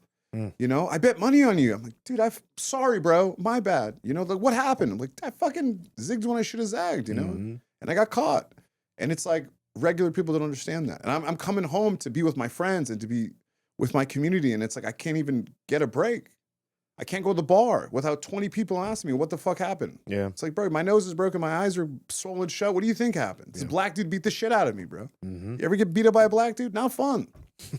It's crazy. You know what I mean? And it's like, Definitely not fun. not fun. This guy, Darren Stewart, I'm half black. This guy is full black. Every jab he hit me with, I winced and a tear came out. And I was like, God damn it, dude, stop it. Stop. Every jab. Both my eyes were swollen shut after the fight. My nose was broken. This is in Liverpool. He was from London. I rocked him in the fight. It was a good fight, but he fucking ended up just beating my face up so bad. And I'm in Heathrow after, right? I leave Liverpool. I fly down to Heathrow. I'm about to go home. And everybody's walking by and they're like, tough night in the pub, huh, mate? Oh, God. That's the Like, worst. yeah, I'm just a fucking piece of shit bar. They think I'm just a bar guy, you know? It's like, dude, I fought in the fucking O2 Arena, you piece of shit. You just see the other guy. Hey, mate. Like, tough night in the pub, huh? Shitting the mouth off. I'm like, yeah, fucking, that's what it is, dude. How bad is Ilya's recovery right now? Bad, dude. Double orbital bone. Tell me what it looks like for a fighter after a loss like that, at that much damage. Tell me what happens as soon as he walks out of the cage, because as soon as they walk him out, we don't see him after that. I mean, double orbital bone break is crazy. Like, this is your sinus cavity. This is the pressure in your face, the pressure in your head. I don't know if coming back, I mean, I'm sure he'll come back, but like, you're going to have to get 2 plates in your face. 2 plates? If he broke his orbital that bad? They said he fractured both of them. Yeah, fracture. That's what I'm saying. Yeah. Usually that requires a plate. And so like my friend just fractured at the gym, but right, he got hit and then we stopped. And we're talking about like this bone right here. We're Like talking about right here. Yeah, okay. In your sinus cavity, all this. So this Okay. is all your orbital right here. Oh shit. So if this is broken, I mean, I don't even like when someone touches my nose. Yeah. This makes me like very uncomfortable. It makes the sinus pressure not good. It's lifelong, I'm sure. Double is lifelong. Damn. It's crazy. I wouldn't say it's not worth it, but it's like, you know, there was a guy, one of my friends broke both his hands once in a fight. His girlfriend had to wipe his ass for him. He was like, dude, I'm so depressed. Oh. I can't, my wife's got to wipe my ass, dude. Both my hands are broken for 6 months. Yeah. What does that do to a person? Yeah. You know? And that's tough. What does that do to a wife? I don't know, bro. That's real love, man. That's fucking. My There was girlfriend doesn't even let me see her pee in the bathroom. I saw this video of this guy that he found a guy that had raped his teenage daughter, in a jewelry store. And there's a video out there. I wonder if you can find it. He finds this guy in a jewelry store and just beat the living dog shit out of this guy. Broke both of his arms, like snapped him at the elbow. And then when the police arrested him afterwards, he goes, I broke both of his arms, so somebody else has to wipe his ass for the next 6 months. Yeah. Like, eeh. That's like peak emasculation. Yeah. You know what I mean? When I fight somebody, I don't want to hurt them. I want to emasculate them. Yeah. I want them to feel bad about themselves. It's weird. I don't know. I don't want to hurt somebody. That's crazy. It's crazy because you seem like such a nice guy. I am a nice but guy. there's this side to you, this look in your eye. I actually got into it. I was sparring the other day with one of the students, and he fucking just trying to kill me. And I just looked at him. I said, bro, I'm down. He goes, I'm not down. I said, well, you should probably fucking stop hitting me so hard, dude, because I'm going to fucking kill you in a second. Yeah. And it's like, I love this guy. You know what I mean? But yo, you're trying to knock me out. This isn't what we do in here. Fighting is violent, but it's like you're trying to actually hurt me. And I don't like that. That happens a lot. It happens. I heard another story. Quite a bit. One of the security guards at the mothership. So I coach all those guys. You know Sean Babbitt? Yeah. He was telling me a story of some guy who was fucking just going out. Or no, not Sean Babbitt. Who was the guy? I can't remember his name. But There's Sean that's like... He's a part of that Lost Boys crew? Yeah, I coach all the Lost Boys guys. You're coaching all those guys? I didn't know yeah. that. Okay. Yeah. All right, on. Yeah, I do coach them and I just do comedy. When are you guys opening the one in Oak Hill? July. July? Yeah. Okay, I'm going to start going there whenever you guys get there. Hell yeah. It's right down the street. Oh, sick. I didn't know where it was. It's right here. I don't know much about I just moved to Texas like 2 months ago. Dude, it's literally 2 minutes Okay, right sick. here. Yeah. This is a nice place. I got to go to the bathroom one more time. Yeah, go ahead while we find this. We'll be right back. Are you doing mothership stuff Yeah. very often? Yeah. They're trying to help me get past. I've got 2 tryouts. It's going well. I did kill Tony already. Yeah, you crushed it on kill. Yeah. So I just gotta keep at it. I just got my first major festival. I got Skankfest, yeah, which is like cool. That's a huge. huge deal. Yeah. Yeah, out of like thousands of people, I got 1 of 20. I'm gonna do all the fights. I'm gonna beat the shit out of everybody. This is great. To beat up non-trained comedians is gonna be fucking amazing, dude. Because comedians suck. They've never been punched in the face. These guys are crazy. Yeah. This dude fucking started calling me these racial slurs one time on stage. And then he came off and then he was like, I'm just playing a character up there, bro. And I go, I'm not, bro. You ever call me that again, I'm gonna punch you in the fucking face. And everyone's like, you're crazy. I'm like, dude, this guy basically just called me the N-word in front of everybody, dude. Get the fuck out of here. What do you think about Tony using that against Kevin Hart? Did he use the N-word? I didn't know. He didn't use the N-word, but everything but. Basically. I don't know. I didn't watch it. I didn't fucking, I don't care what. There's a lot of backlash on that. There's always going to be unhappy people, right? Yeah. No one's ever going to be fully happy, especially if you're a controversial figure. Do you know what I mean? Mm-hmm. I want to be on TV making money. I don't want to piss people off. I don't want, I have a friend who's just, everything is anti-Jew, and I'm like, you know what? Maybe I don't want to touch it. I don't care. Yeah. I don't want to, you know what I mean? Because it's like, I just don't need to rock the boat. How did that come about, you getting into comedy? I love comedy. I've loved comedy since I was very young. And when I was in the UFC, I was in Montreal, and this famous French comedian slid in my DMs. Apparently she loves UFC fighters. It's crazy. I didn't know that. She's married to a former UFC fighter now with kids. But she DM'd me, whatever, we started hanging out. And she was like, I was like, oh, how do you do comedy? She's like famous. Like her mom's a comedian actor, her dad's an actor. She's full Nepo baby. Writes for TV and stuff like that. So she was like helping me, and then we stopped seeing each other. And then I remember I was like, I had dated somebody else for a long time, and I was like, I want to go to comedy. I want to go watch comedy. And I was going to the open mics and stuff. she hated it. And this comedian was like, oh, hey, you do MMA or something. You know, I used to train in Korea, kickboxing, blah, blah, blah. We had a little back and forth, you know. I come back a month later and he goes, hey, remember me? And I was like, yeah. He goes, you know, I'm trying to lose weight. He's like, do I look good? I go, you look worse, actually. Fucking hell. And we had this big back and forth, we riffed, you know, it's hilarious. And then he came off stage and we talked after and he goes, man, I really want to get back into training. I'm trying to lose weight. And I said, I coach. I'll coach you. You know, I don't want any money. I don't want you to write my jokes, but I wanted to send you my sets and I just want feedback. And then I started coaching all like the best comedians in Montreal, like all the JFL guys, all the top guys. And I created a comedy fight club, you know, and I would just coach these guys for free. And then I would send these guys my sets. It was one guy in particular, Lawrence Korber, who really helped me and, you know, like a mentor. I don't want you to write my jokes. I just say, hey, make sure you move the mic stand out of the way. You know, make sure you're looking straight at the crowd. Don't start your first joke looking at the ground. You said too many times, you know, or you said this word too many times. Try to cut that out, you know, and stuff like that. And then, so, you know, and then I got to learn it on my own. And then I got basically the workflow from him and I didn't need to send him my stuff anymore.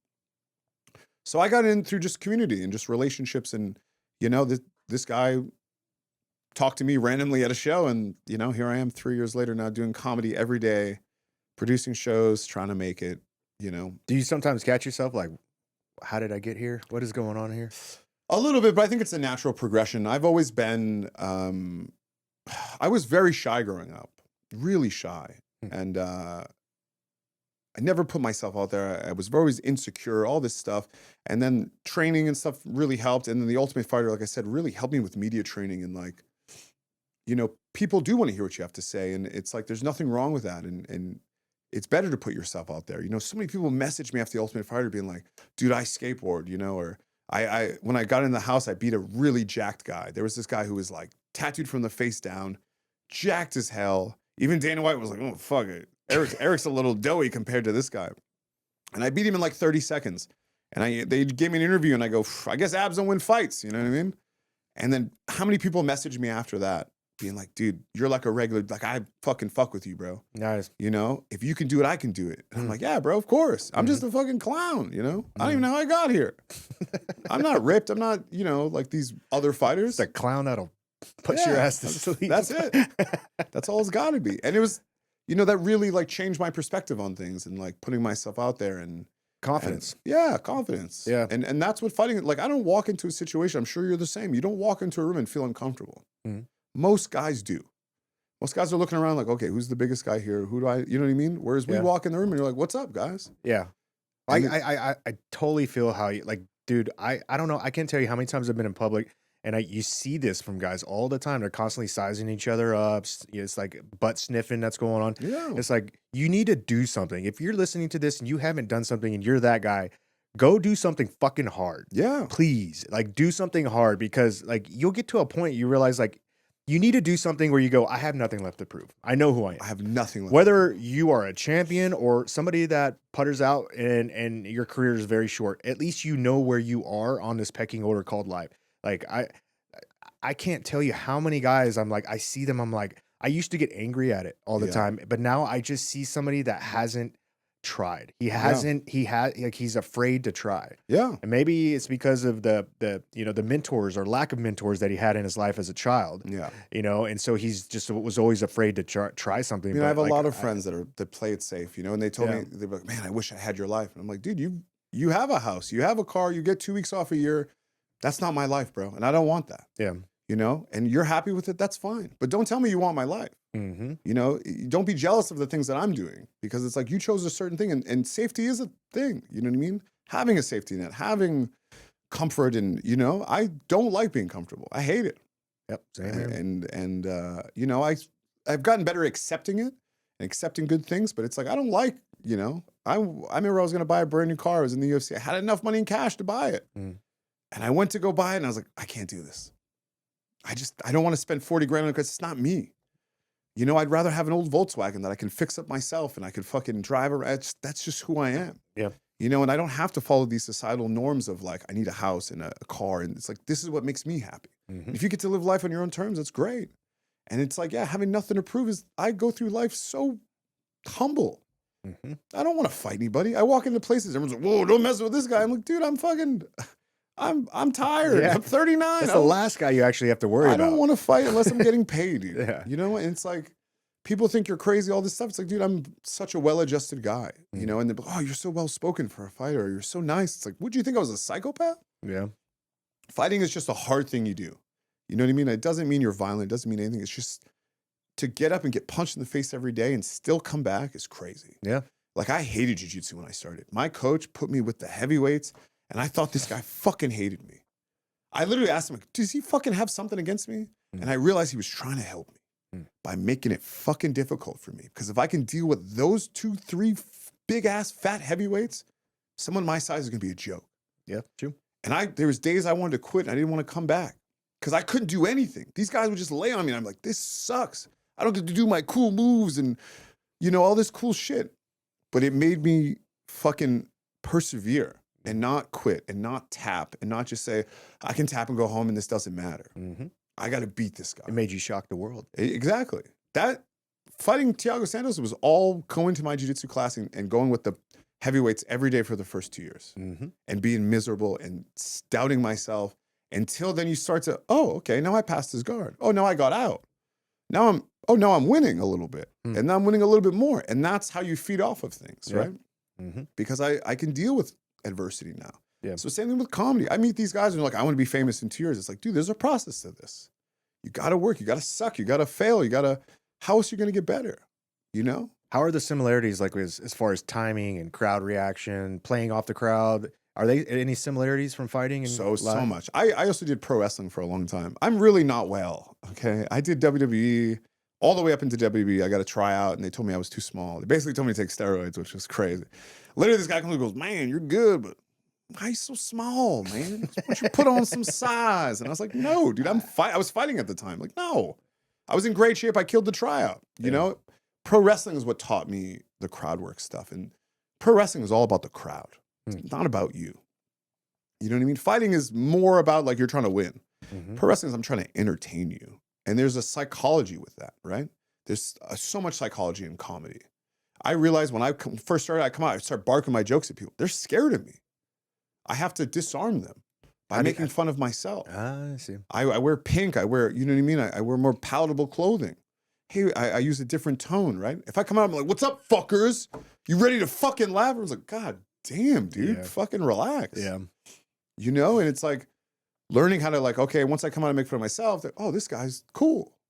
He's one of us. You know what I mean? Same thing with coaching. For me, coaching is the same thing as comedy. When I coach in Thailand, I have 200 people in my class. They're all from different ethnicities. They're all from different countries. They all have something, you know, I got to learn a little bit about everybody. And I got to make them engage for an hour and a half, 2 hours for this boring ass thing. So comedy is the same thing. I do really well with crowd work because of coaching. You know, I was like, oh, where you from, bro? You're from England. I was like, you're from the Northeast. And he's like, yeah. Everyone's like, how the fuck do you know that? I'm like, well, because I know people. I know the accent. So it gives me a step ahead, you know? I love fighting has brought me so much, and it's able to translate into everything into my life. Well, I think you're crushing it, dude. Honestly, Honestly, I'm trying, bud. I'm trying. I'm curious to see where you go from here. I think there's still a lot of unexplored territories for you, especially the fact that you're still free. You're able to go anywhere at any time. Yeah. You know what I mean? So I have a job in Thailand. And I'm supposed to be there full time. How do you even get a job in Thailand? My friends opened a major gym, and it's all UFC fighters. It's all like it's Bang Tao Muay Thai and MMA. It's the biggest MMA gym in Thailand right now. Yeah.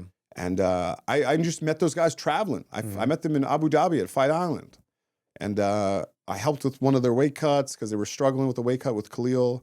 And then, you know, we were just kicking it. And same thing with comedy. It's all about who likes you. Yeah. Everything is about who likes you and making connections. And so they're like, hey, bro, they got me this job in Singapore to go open a gym. So I go to Singapore. I get paid a ton of money to hang out in Singapore for 2 months. And then making good money off. And then I was like, can I come over here and train and coach? They're like, yeah, come on over. So then I started coaching in Thailand, and, you know, everybody loved it. All the students were like, this guy's the best, you know? So they were like, yeah, we want you to be a full-time coach here. And I was like, I really want to try comedy. And that was like 2 years ago.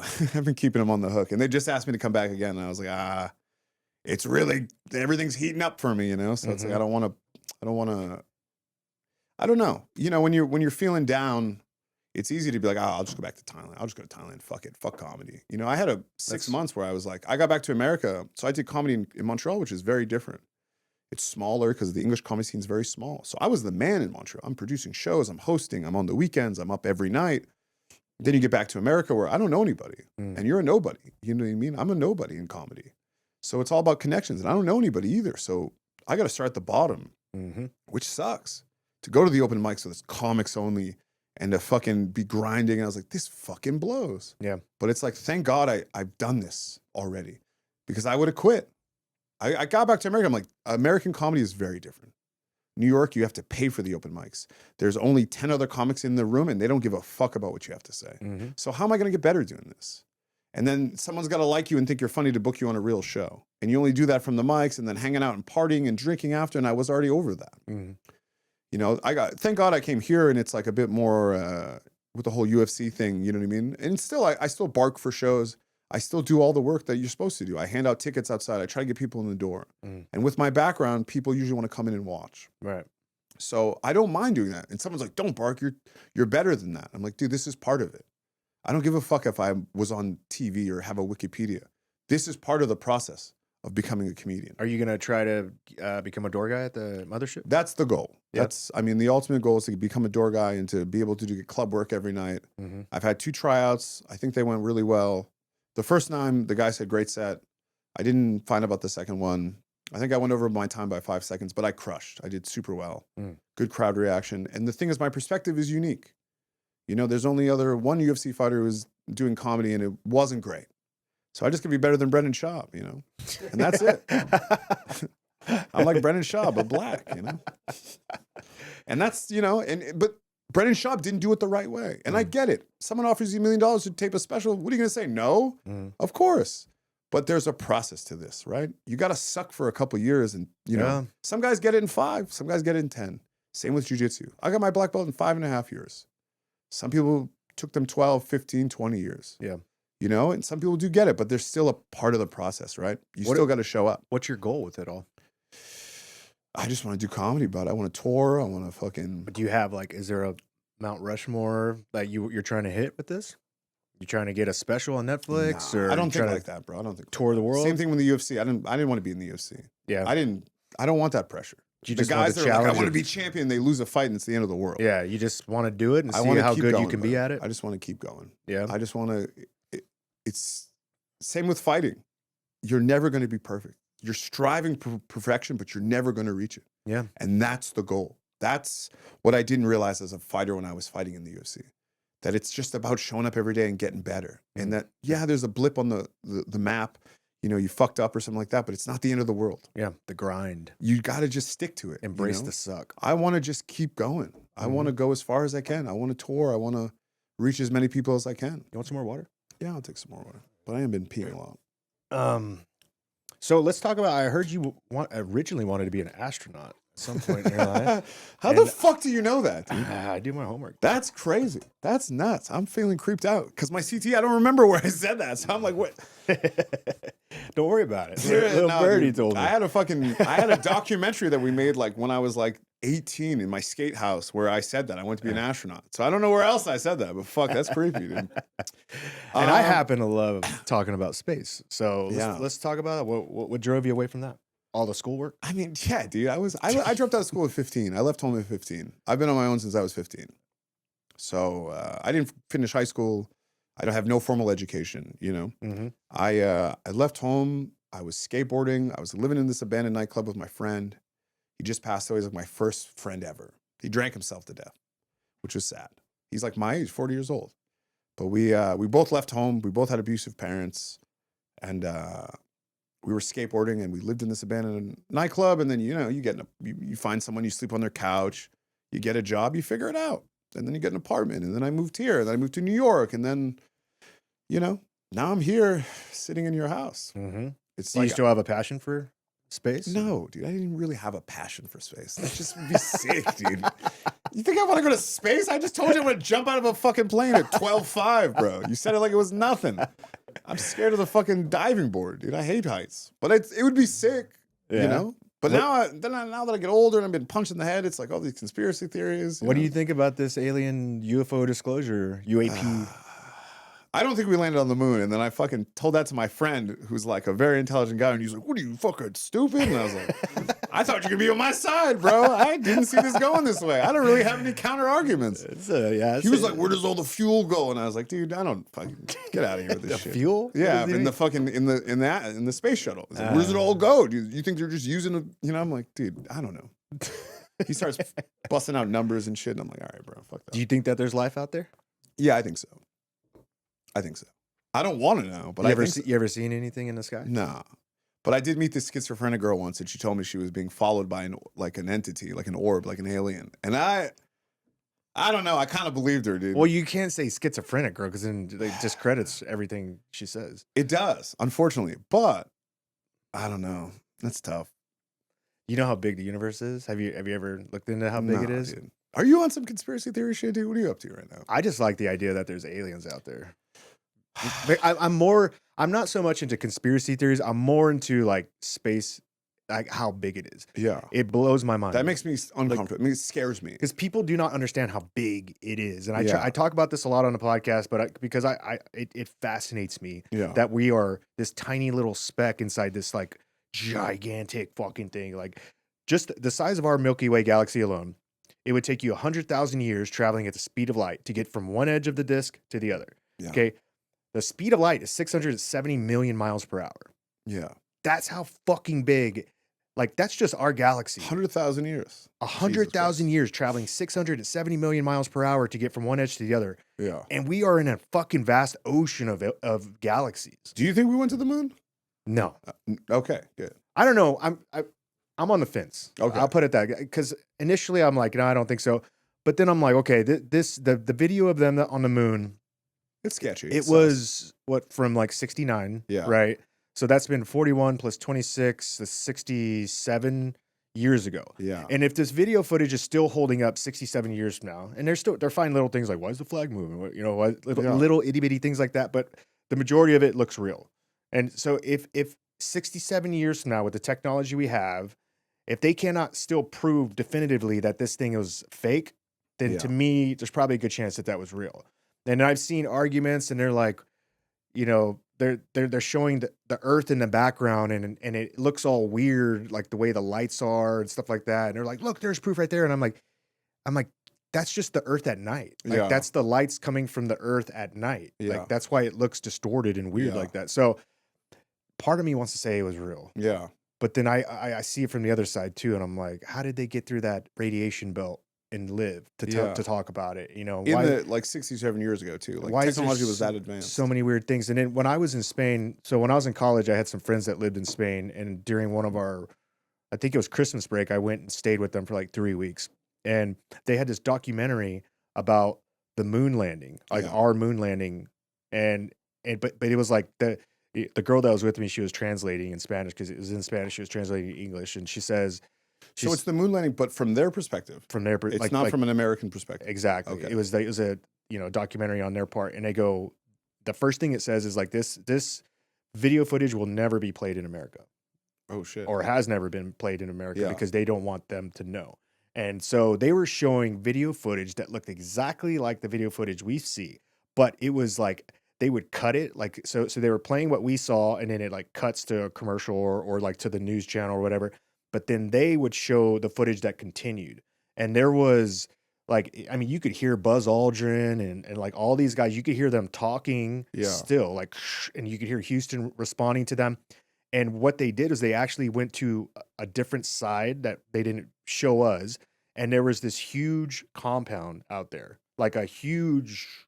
On the moon? On the moon. Like it was massive. Like you ever seen the Denver airport? Yeah. You know how it's got like that white canopy with the spikes all over? It looked like that, but on the moon. Like old, very old. Though. Yeah. And it shows these astronauts like moving down towards this fucking object. And then you can still hear them talking about it. And they're talking with Houston. And then they get down into it. And Houston's monitoring their like vitals and everything from back there. And so they're keeping an eye on it like to make sure these guys don't hyperventilate. And they get stuck in some weird medical situation. They go inside of it, and one of them, like they were in there for like not very long, like 2 minutes, And then they like told them turn around and come back because your heart rate's out of the roof. Yeah. They were freaking the fuck out. Dude, and that's fucking nuts. I've never heard this before in my life. I know. And according to their documentary, they said that we actually like they rigged it with explosives and blew it up. That was the reason we went to the moon. It was a race not to get to the moon, but to see what that structure was on the moon. Holy shit, dude! You're fucking my whole shit up right now. Yeah. So like, but do they? But and that they could don't have even been. know what they just wanted to blow it up, or they didn't want to research. They wanted to research it, but more than that, even if we couldn't actually explore it because we didn't have the capabilities to explore it yet, we wanted to destroy it before any of our enemy countries could. Right? Like, so we're competing with China and Russia.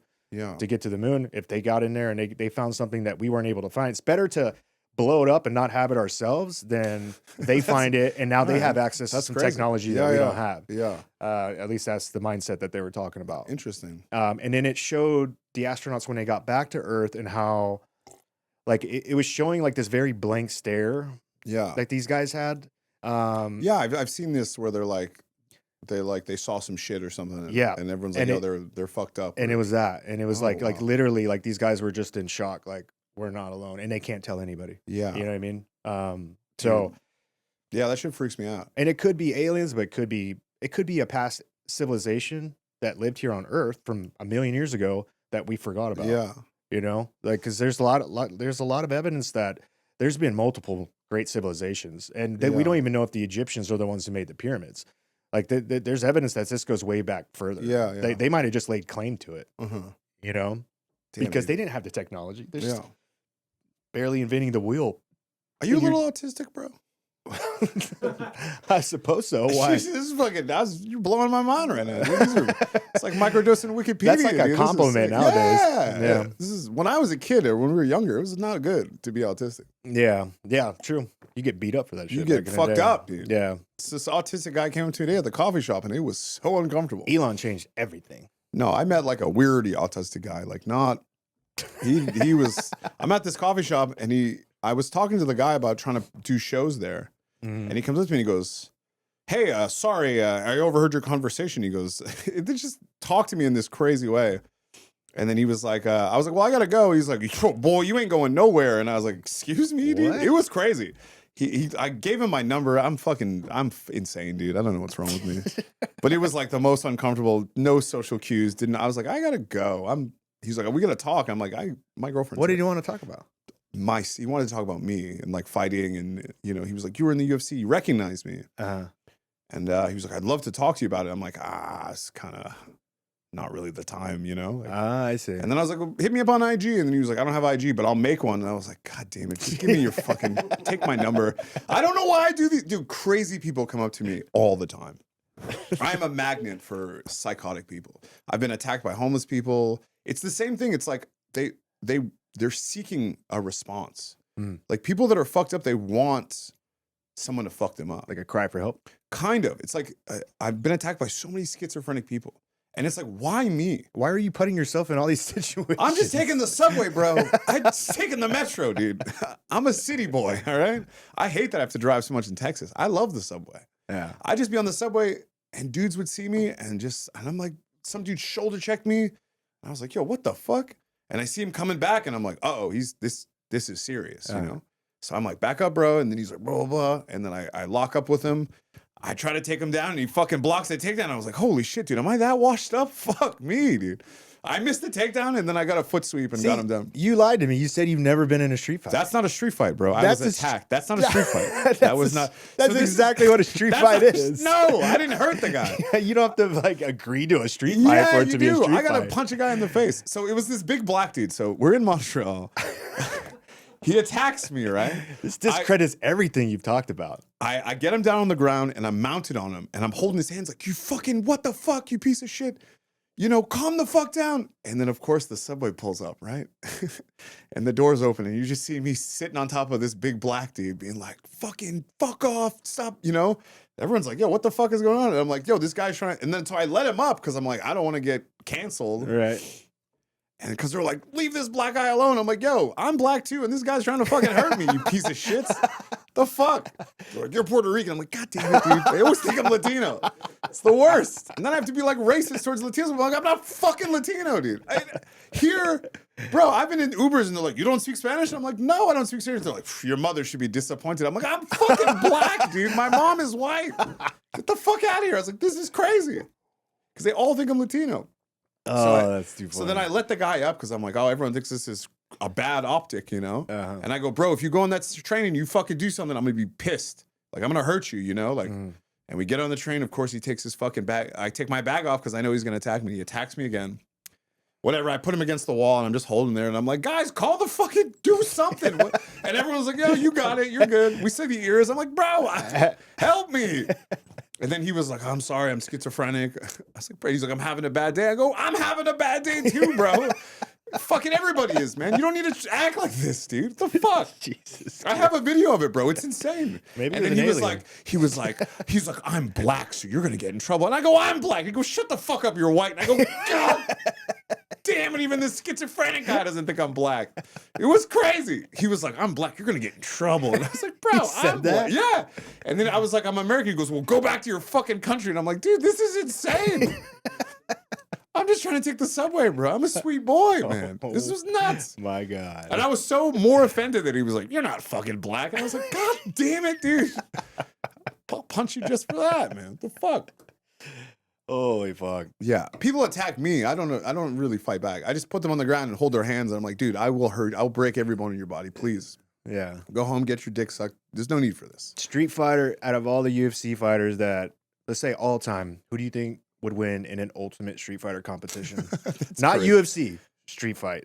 But they were UFC fighters fighting in the street. Yeah. Gaethje was #1, I think. He's You think great. Gaethje would win a street fight competition? Look at how he fights, bro. He fights so crazy. Like, he's such a warrior, right? Imagine this guy could hit you with sand and fucking glass or something. He'd kill you. I don't know. Do you think he would? He is half Mexican, right? He's pretty nuts. Oh, is that why he's Mexican? He's like His mom's Mexican. Yeah, he brought her up on the thing. She got to meet her greatest Trump's wife. I was Melania. I was fighting in Brazil, and Justin Gaethje had just gotten signed. He wasn't that big yet.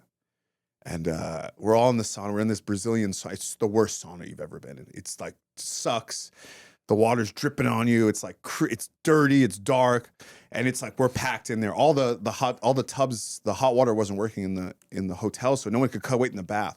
Oh, that sounds like. And we're just all in the sauna, and Gaethje's just cracking jokes. And literally, I'm like, we're all cutting like 20 pounds. I'm like, he's like, it's hot like a sauna in here. And we're like, shut the fuck up, Justin. Fuck off. He was like cornering somebody, you know? And he's like, oh, what's up, boys? It's hot like a sauna in here. We're like, dude, get the fuck out, Justin. He's just fucking with everybody. He's just so funny. Yeah. It's like, that's like my one memory of Justin Gaethje.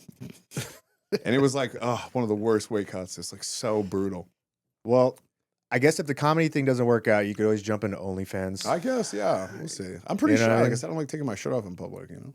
Paige Van Zandt said she made more money off of 1 week on OnlyFans than she made in her entire career at UFC. Paige Van Zandt is hot, and I'm not. Right? Nobody wants to pay to see beat up guys. I didn't say you were going to make that kind of money. Why is that your selling point, dude?